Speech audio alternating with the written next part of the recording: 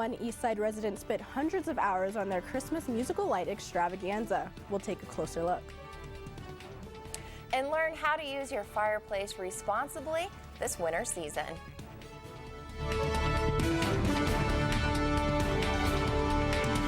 Good evening and welcome to NAZ Today. I'm community anchor Kara Hammer.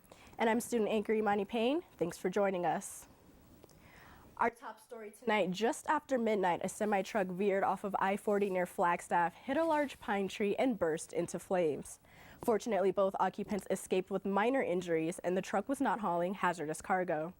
Arriving Flagstaff firefighters assessed the hazmat potential, treated the victims, and extinguished the fully involved tractor fire before it spread to the contents. DPS handled traffic control while GMT coordinated patient care. No emergency personnel were injured in the incident. With the cooler temperatures and holiday season, many people are putting their fireplaces to good use. Bill Morse, captain of the Flagstaff Fire Department, talked with us about the ways you can still be safe while bundling up next to your fireplace. This time of year in Flagstaff and northern regions, we get a lot of wood stove, fireplace, chimney type fires. For one thing, if we don't keep our chimneys clean, you get soot built up in them, we get chimney fires burning, which can get through the walls into our attics, into our homes. But really the most common thing is people just not following the basic steps of when you clean out your fireplace, clean out your wood stove, take those ashes, put them into an enclosed metal container. Close the lid on that container and put it out in a safe spot. I can't tell you how many times we'll go to ashes that seemed cold in a cardboard box, put out onto the wood deck, folks leave, and a couple days later the fire department's there because the porch is on fire and it's ripping up through the house.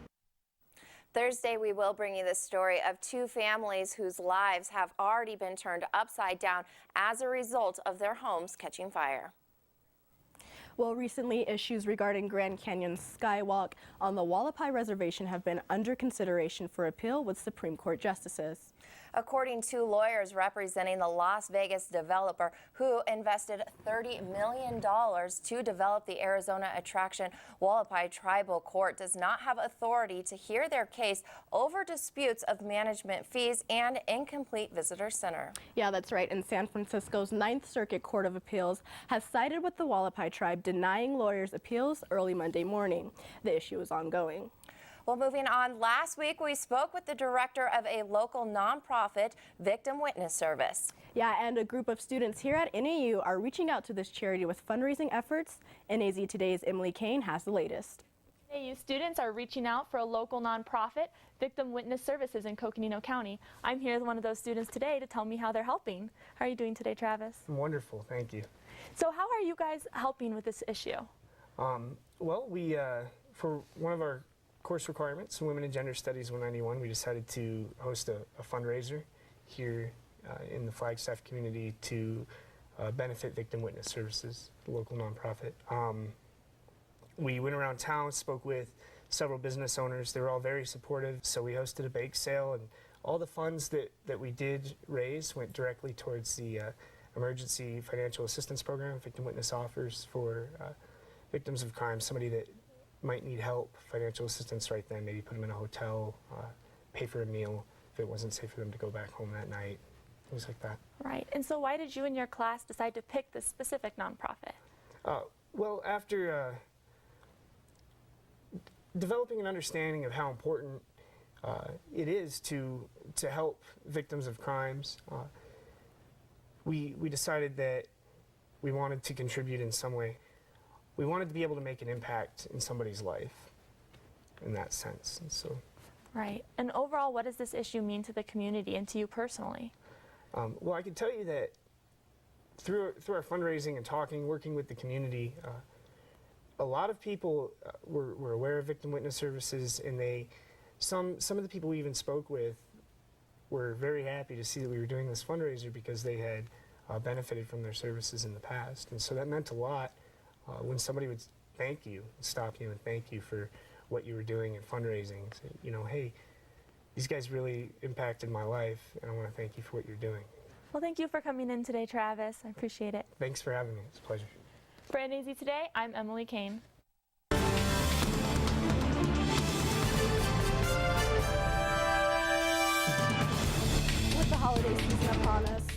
With the holiday season upon us, learn how one man showed his excitement.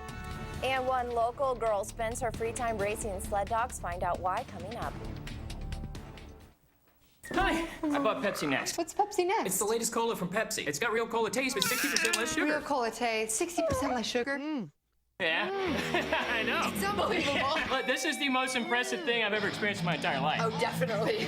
Let me get the camera. I've never had anything like it. My parents are gonna. Yeah, they're gonna be so proud. Pepsi Next. Drink it to believe it.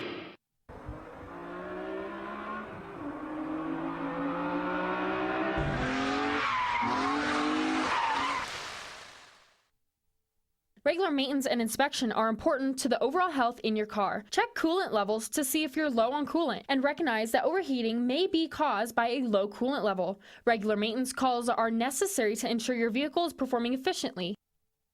This week's car tip was brought to you by Terry Markson Chevrolet Cadillac, located on Highway 66. Well, as we approach this holiday season, locals in northern Arizona are enjoying the sight of Christmas lights. But one Flagstaff resident went above and beyond. NAZ Today's Brooke Cowell reports on how these residents are showing their holiday spirit. Holiday lights compete with the stars this time of year as people observe the season. Flagstaff resident Nick Cosper takes it to the limit, turning his house into a must-see. Put probably 200 hours into actually building the tree that is really the focal point this year. The rest of it took about 20-30 hours to put up, to actually put on the house, but programming and building the tree is consisted of most of the time this year.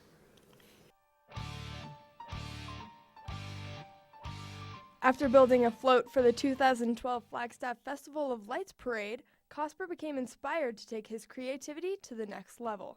Adorning his house with lights and adding a sound show makes this project a family affair.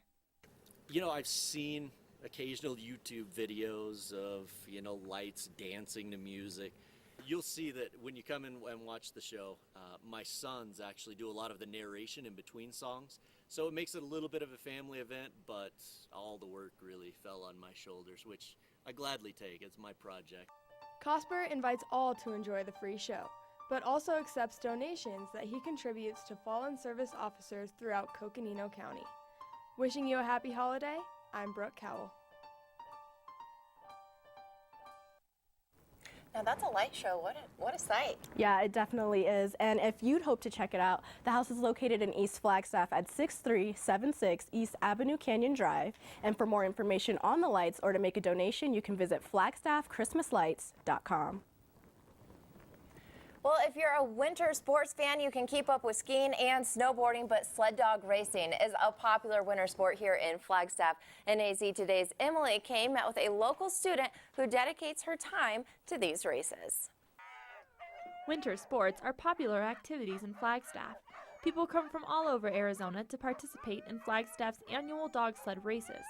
These dedicated mushers start practicing in August and don't let up until spring. One such racer is a Flagstaff High School student who has been experiencing dog sledding since she moved here from Phoenix. I've been racing for 3 years, but I've been into dog sledding for 5. Well, when we first moved to Flagstaff from Phoenix, I was in love with the idea of dog sledding. I saw the movie Dog Sled, and it just had me. So we got a husky, we got 2 huskies, and then we started talking to some mushers, and just like that, it happened.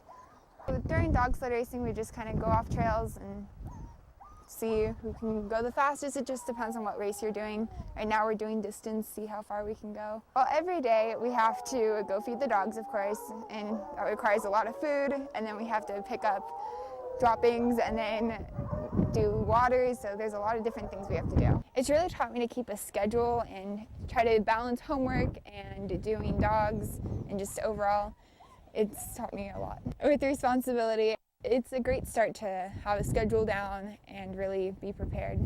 I love really like the feeling when you're out on that sled or cart and you're just, I don't know, it's just beautiful. There's no one around you really, you're just in the wind.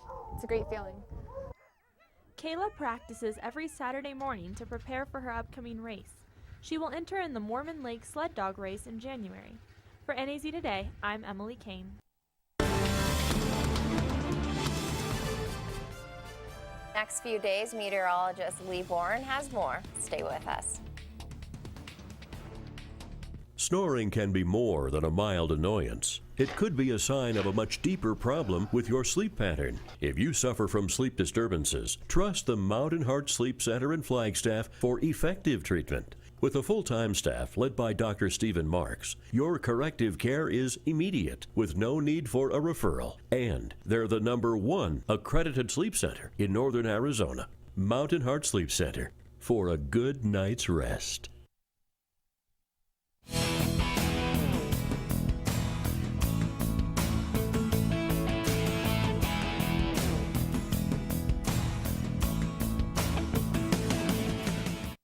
All right, so substantial cloud cover moving across Arizona throughout the day today. Here's a look at it on the satellite, and none of this cloud cover is associated with the storm system that's heading our way. This is off this map. We're going to get to that in just a second. Still pretty warm out there, and any of the radar you see popping up out there, that is not reaching the ground. That's kind of virga or precipitation that's evaporating before it reaches the ground. Pretty warm out there today. Mid-50s at the time of this recording. We did not have the high temperature in yet, but I imagine it was right around the mid-50s in Flagstaff, way above the average of 42 for this time of year. Early morning low, pretty mild with the overnight cloud cover. Okay, let's talk about this storm system that's going to start heading our way. We move it out to the Pacific satellite, and here we are in Arizona. Warm today because we have this little weak area of upper level low pressure that's drawn in this kind of subtropical cloud cover and a warm air mass out of the south. The next storm system we're taking a look at is in its developmental stages, and it's in the Pacific Northwest, and this is going to start impacting us by the time we get into the Thursday time frame.